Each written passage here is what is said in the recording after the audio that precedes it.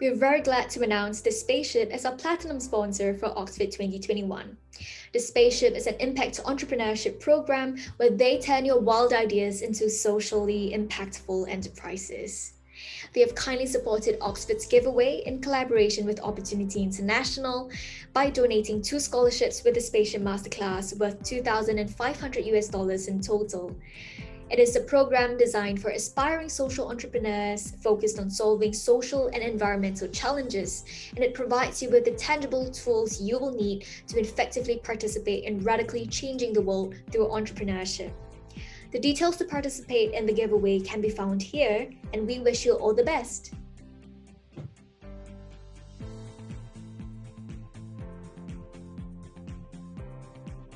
So we're very glad to have Laura Francois join us today. So Laura, could you please tell our audience more about yourself? Sure. Hi, everyone. My name is Laura. I am currently based in Toronto, Canada, but have been spending the majority of my working life in Malaysia and Singapore up until the pandemic. I'm a cross-pollinator by nature. I'm an impact strategist by training, but I kind of float between the worlds of impact entrepreneurship, the creative arts, and community development, that being both in sustainability and kind of in a human rights space. So my work and my life has kind of always oscillated between those worlds. Thank you so much for that succinct introduction. So I think previously you've mentioned a bit briefly that you have had a background in human relations and sustainability, and you have also went on to complete an executive program in social impact strategy at UPenn. So I'm quite curious to find out, how far did your education shape your outlook on social impact and your aspirations in life? Alternatively, did you perhaps get your inspiration from unexpected places or chance encounters? That's a great thing about inspiration. It is often more unexpected than we might realize. Education was yes, of course, it did help, shape a lot of what it is that I do. There was a reason why I was so drawn to studying it. But truth be told, there was nothing like, being foot on the ground and actually doing the work versus researching it or studying it. So I will say, though, starting off in a very human relations space did kind of shape the way I thought about impact, kind of relating it much more towards behavior, the way we communicate, the way humans interact, and whether you're focused on sustainability, environmental sustainability or not. Impact to me kind of really goes hand in hand with both what us humans are doing, so the social side, and the environmental side, and you can't really split those two up. So in some interesting way, though my earlier years did focus on human relations, it did really serve me well much later when I started focusing on things like circular economy, because it really all comes down to behavior and the way we interact on this beautiful planet, right? So there was definitely that, and on another angle, unrelated to education, I will say that the informal creative space, the art space, is really one that inspired me because of the way it highlights the importance of the intangible. It's almost impossible to measure the impact of art, measure the impact of a good story.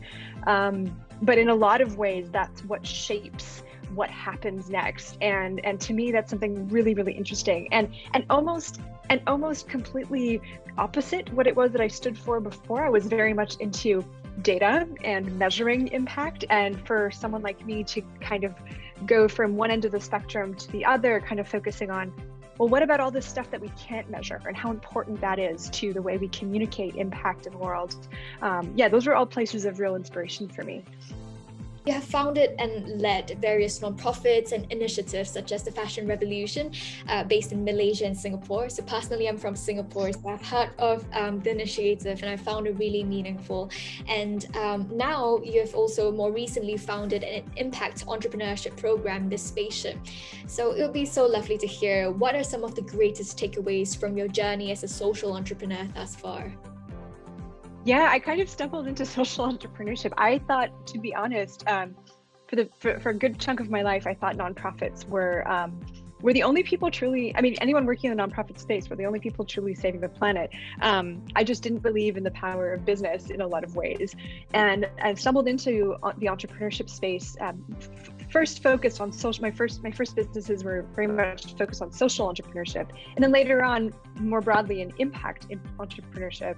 And realizing that it really isn't just about building businesses, it's actually much more of a mindset. It's much more of this nimble and flexible way of looking at problems, and to me, that's what really that's how I gravitated towards it.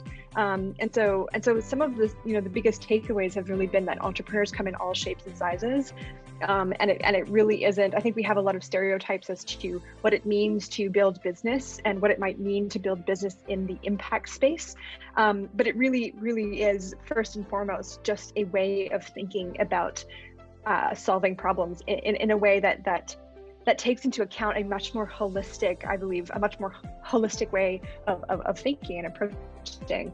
And so yeah, the spaceship was really to me kind of a place where I could teach and mentor and help fellow entrepreneurs along who, like me, might have had a lot of misunderstanding about business or didn't believe in it, that business could potentially help them solve some of these wicked problems that they're wanting to change.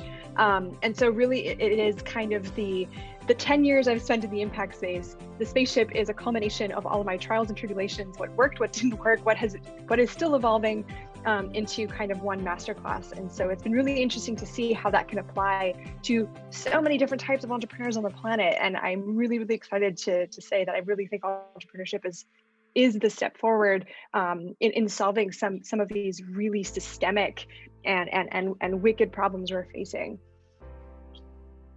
Yeah, thank you so much for that. It's really inspiring to hear about what you've learned and how your perspective on things may have changed over the past decade working in the sector, and also about certain causes that you're passionate about. So I would just like to take this opportunity to zero in on one of these particular causes, and it is the fashion and the garment industry. And I think a large part of her career has been devoted to advocating for this cause about sustainability in the fashion industry. And I've personally watched a TED Talk back in 2017 titled "Falling in Love with Our Clothing Can Save the Planet." And I felt that it was such a simple but really powerful message. And so what has your role been so far engaging in the sustainable fashion movement? And what do you think the future of fashion is in a post-COVID world? Oh man, fashion, that TED Talk, that feels like ages. It's crazy. You said 2017. Sometimes it feels like yesterday, but it also can feel like a million years.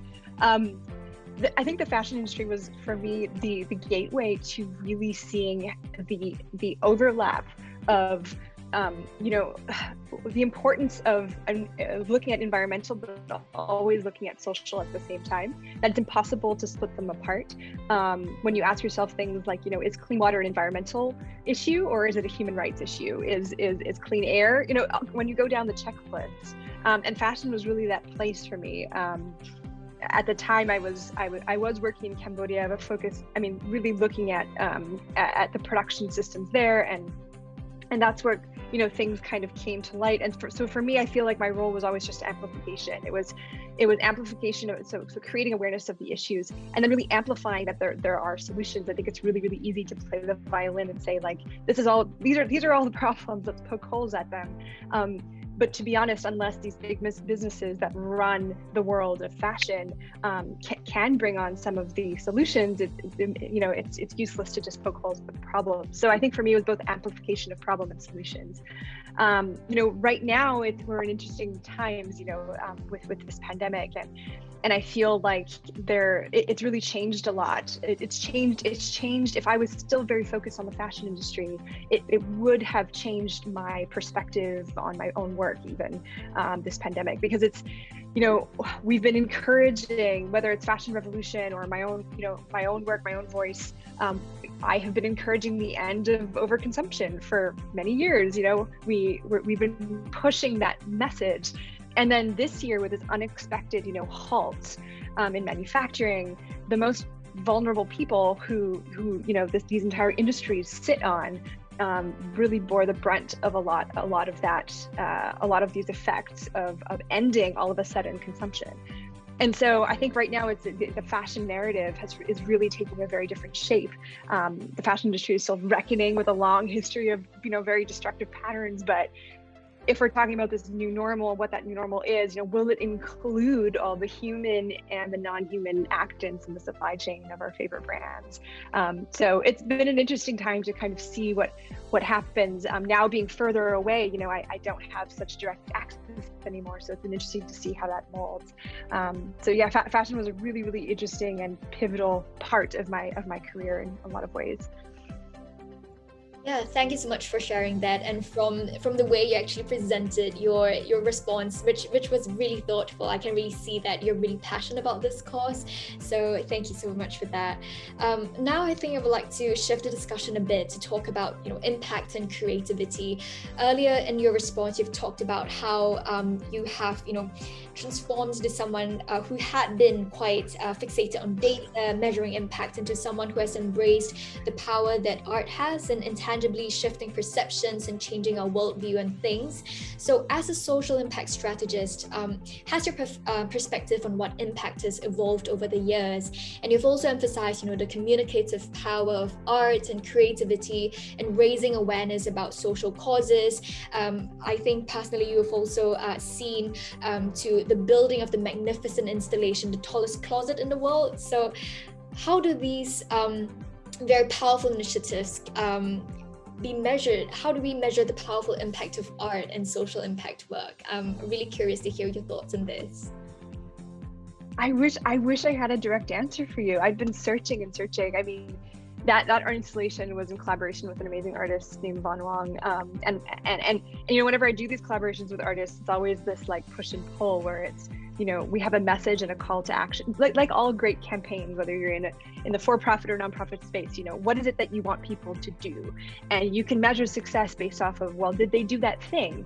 But at the end of the day, I feel like art has this interesting way of either lingering as a great taste in your mouth, or for some people, a terrible taste in your mouth. And that's what's hard to measure. That person can do or not do the action, but at the end of the day, what you tell them, or what they see or what they experience, more importantly, might linger for a really long time and affect a lot of other things. I mean, can we really measure the importance of, Attenborough's amazing documentary on Netflix? When the world watched that and it was accessible all of a sudden at a time where everyone was binging Netflix, I still don't know if we've truly been able to say how important that might have been. So I think I really do stand by this statement that some of the most important, impactful things in the world are immeasurable. And I've really come to terms with that fact. And I don't just mean, the output, the art as output. I also mean art as process. If you speak to artists about how they get to their artistic creations, the process in which they do it, I find is really important. I like stealing some of those mindsets and methodologies in problem solving, because artists, when artists are creating, they are problem solving. It's just in a very different way, in a very different lens. And the way that their brains work, I find so fascinating. And I really truly believe that anyone can be an artist with not with a capital A, an artist in the most democratic sense. And so just integrating that into our own processes of problem solving, of strategy. At the end of the day, strategy can be really creative. It can be really artistic. So yeah, and especially in a year when we've only been able to connect online, I think artists are more indispensable than ever. So just encouraging, I think the main message here is just always encouraging to look to your own creative side and gain inspiration from individuals who may not be the most prevalent in the quote unquote impact space, but who probably have a lot to offer. Thank you so much. Laura, it has been such a great time talking to you, and I'm quite sad that we're at our last question now, but previously you've mentioned a bit about the latest initiative that you've co-founded, which is the Spaceship. So could you tell us a bit more about the Spaceship Masterclass and why you think it's for anyone and everyone looking to make a difference on the planet? Yeah, I mean, anyone who is interested in really creating impact in the spaces that they care about and are interested in figuring out whether or not they can do that sustainably through business. And I say sustainably in the forms we're probably all thinking of it, but also sustainably for you as a change maker, as a founder. So the Spaceship is really a self-paced program. It's self-paced because no problems are the same, no entrepreneurs are the same, and so it really walks you through everything from figuring out, whether or not the issue is a root cause, is it a true issue, and then once you've figured out what that true issue is that you're trying to solve for, how can you gain your best ideas? How can you tap into the artist within in a lot of ways?